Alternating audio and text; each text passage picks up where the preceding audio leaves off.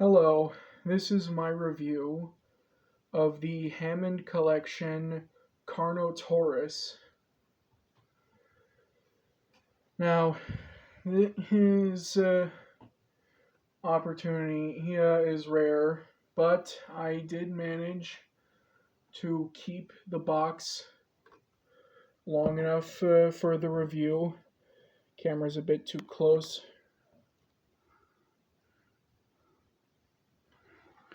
There.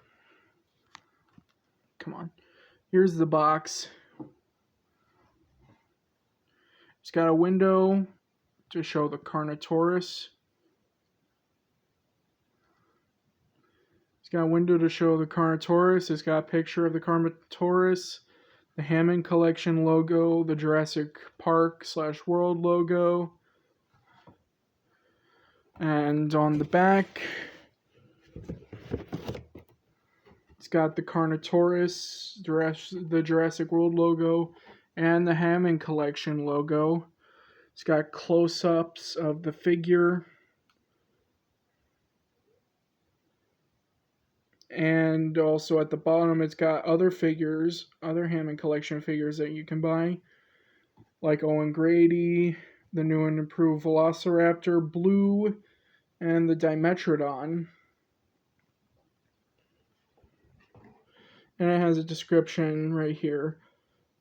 As Claire Deering, Owen Grady, and Franklin Webb attempt to flee from the erupting volcano on Isla Nublar, the menacing Carnotaurus interrupts their plans and stops them in their tracks.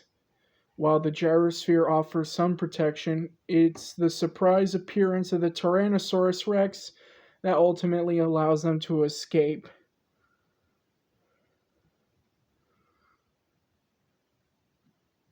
So that's what it says. There's side art, the Carnotaurus and the Jurassic World logo, and there's a Hammond collection logo. Okay.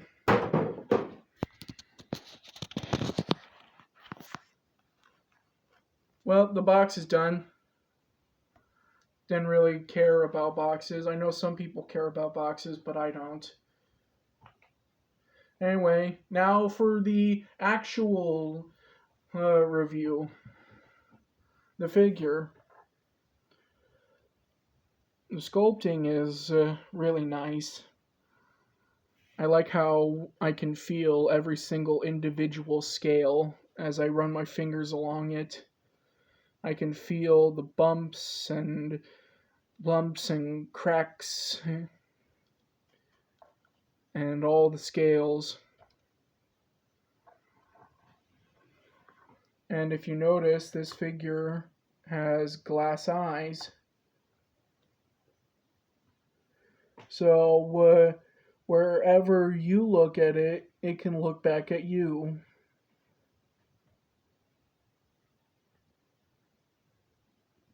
That's cool.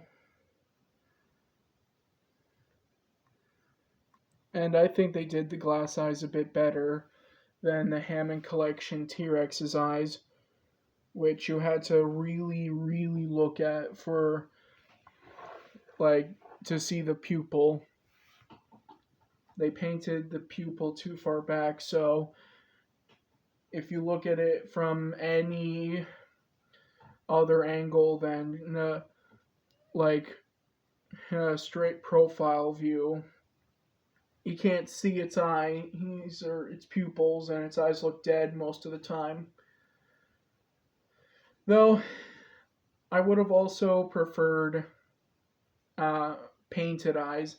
I know the glass eyes are nice, but I would have liked painted eyes. They seem brighter, and painted eyes can show more life in them than glass eyes. Even if the glass eyes allow the pupils to follow you.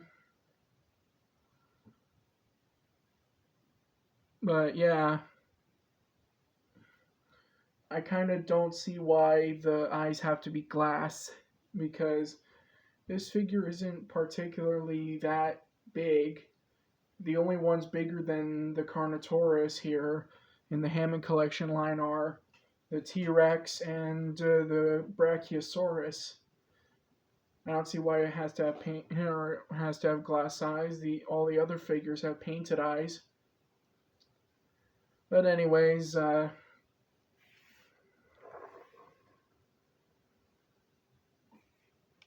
do like the head sculpt. It is really like Carnotaurus-y.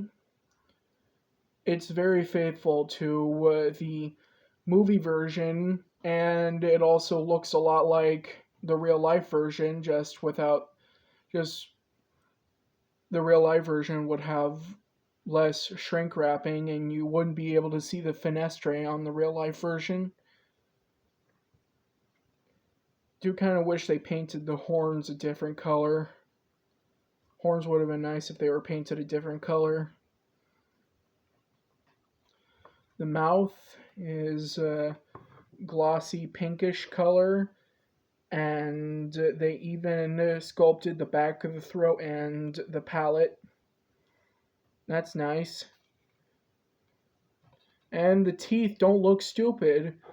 On previous Hammond collection figures, like the T-Rex and some other figures, they've sculpted the teeth to be very dull and large and basically look really, really goofy. And, I was one of the people who didn't much appreciate that.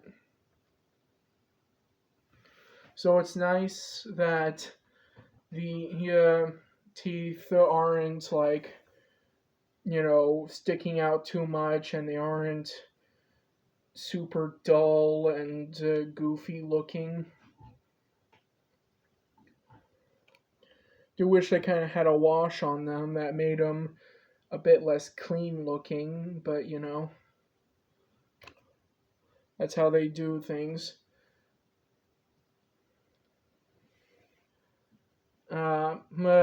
I like the colors they used.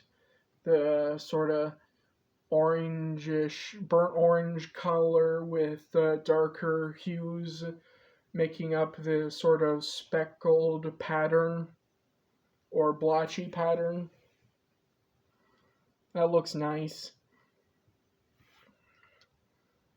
If the oranges were brighter, it would probably look like a lava flow with black igneous rock on top.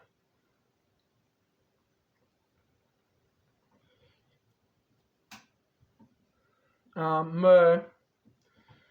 nitpick I have about the Jurassic World design, not the figure itself, is that it has elbows, even though real Carnotaurus did not have elbows.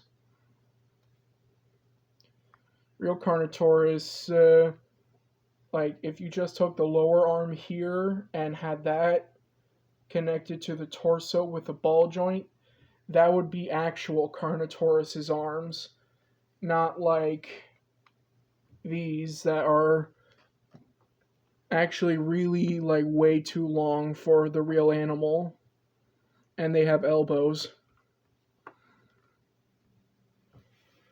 But that's a nitpick for the Jurassic World design itself, not for the figure. The figure is very accurate to the Jurassic World design.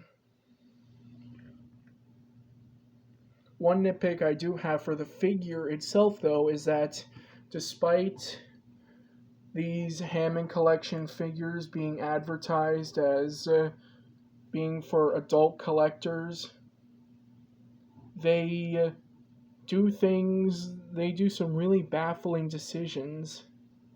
Like, they didn't paint the nails on the fingers. Like, this clearly shows that it has claws, even though the real Carnotaurus didn't have claws.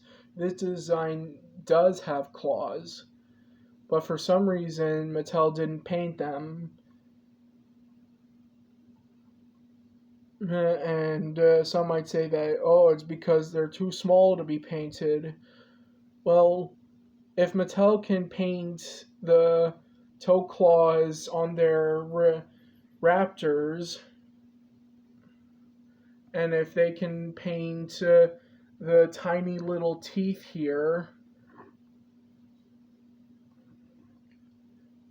and if they can paint smaller things, then why not paint the finger claws? They also didn't paint the dew claw at all. That's the dew claw. And it's not painted at all for some reason. That's something that's a pet peeve I have with these figures, or rather the makers of these figures. They like they don't put as much effort as they should. They're marketed towards adult collectors, but they manufacturers or the designers of the figures make decisions that kind of undermine that claim. Oh, this is for adult collectors. Make it 100% accurate to the model in the movie, and also make everything that's supposed to be sharp sharp, and also paint the nails and dew claws. You can paint the toe claws just fine. Why don't you paint the dew claws or the nails?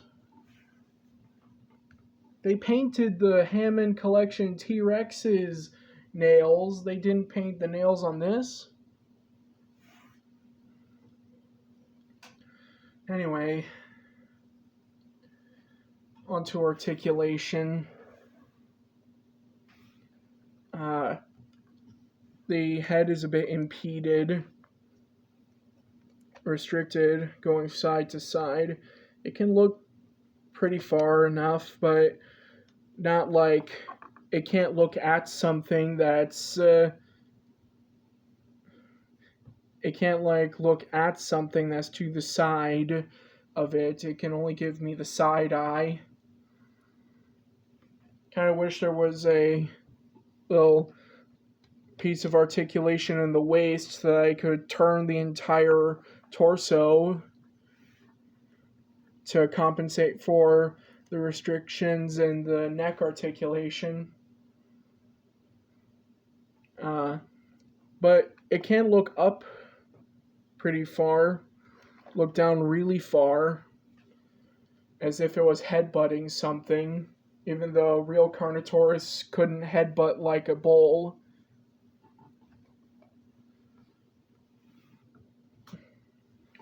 As I mentioned, the arms have elbows, but they are also on a swivel hinge. It hinges out and it goes forward and back. The hips can move forward and back. The knees can also do that and swivel. The ankles can also do the same thing as the knees, and the feet can move back and forward, and they can pivot. So you can get some wide stances.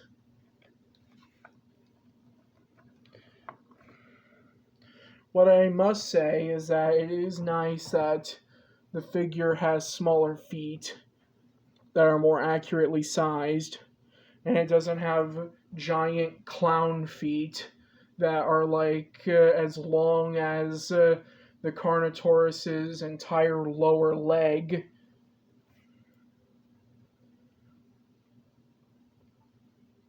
Like previous figures. That does show that the big feet are not for the stability like some people claim, because it can stand fine on its own here. The main problem is the designers making their figures for adult collectors, you know, too much like the figures for that they make for children. Anyway, base of the tail is on a ball joint. Again, another design element that should only be on the children's toys, not on adult collectors' figures. The swiveling of this tail like this can move side to side, up and down. There's another joint that can do the same as the previous one. And the rest of the tail is on a bendy wire, just like the Hammond collection Rex's tail. Kind of wish they painted the rest of the tail all the way down to the tip. Again, another thing that they need to stop is not continuing the pattern of the paint all the way down to the tail tip.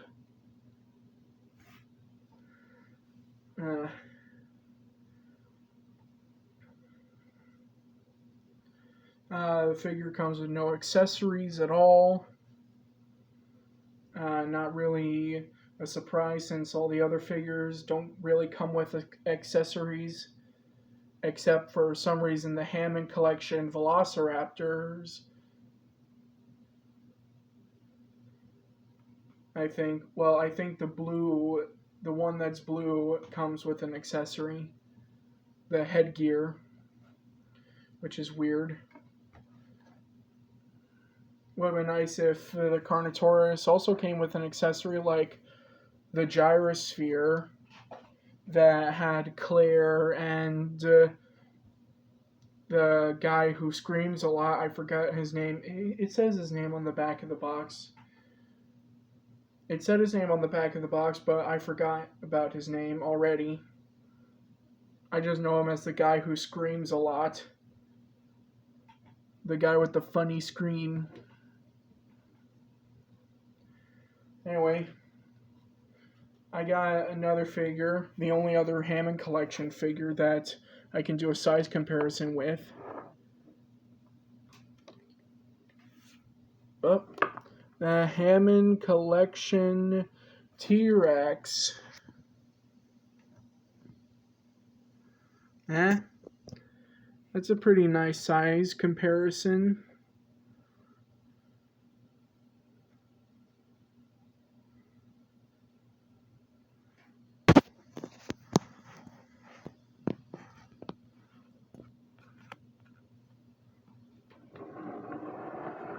It's pretty big. It's like the Carnotaurus's back is just below the Rex's neck. That's pretty cool. I think that for all its faults, the Hammond collection Carnotaurus is actually better than the Hammond collection T-Rex. I know, I love the Hammond collection T-Rex. It is the only well-articulated Jurassic Park T-Rex figure that anyone can really get right now without resorting to third party. But, yeah, you still need third-party upgrades to make it actually look more like the Jurassic Park T-Rex.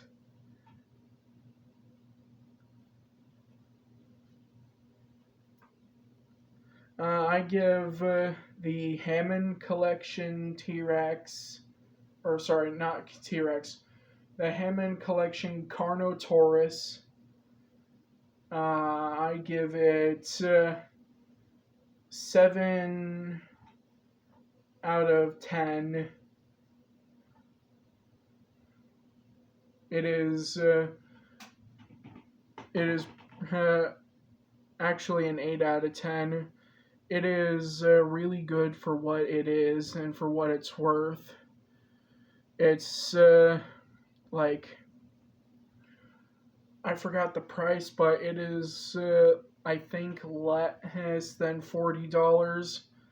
So if you got 30 something dollars and you want to get something on Target that's a dinosaur figure that is really well articulated, you can get this.